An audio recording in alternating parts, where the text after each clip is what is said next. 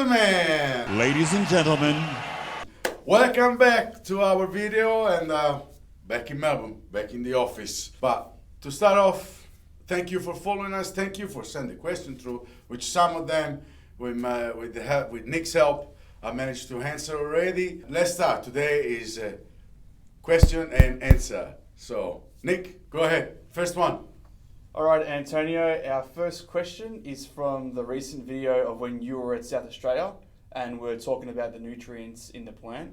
That question was, how did you tell it needed copper?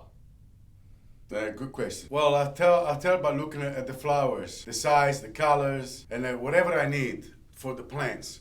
I look the color of the flowers or the leaf, the position of the leaf itself, and the color of the leaf, and then I can determine what it is. And when it's copper and combined with other elements, would give me the color and the size that I needed too. Second question, Nick, let's go.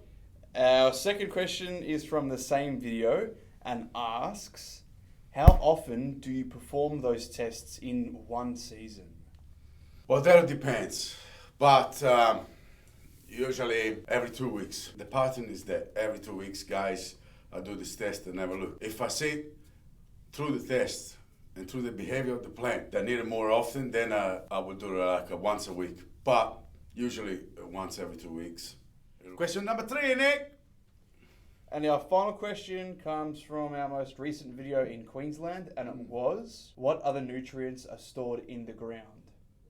All the nutrients or elements are stored in the ground. Queensland, in this case, I can tell you, they're very like a roller coaster, up and down, and organic matter carbon close to zero, if none really, and a very high salinity. So you need to work quite hard to manage to have a good soil and therefore good crop. That's it.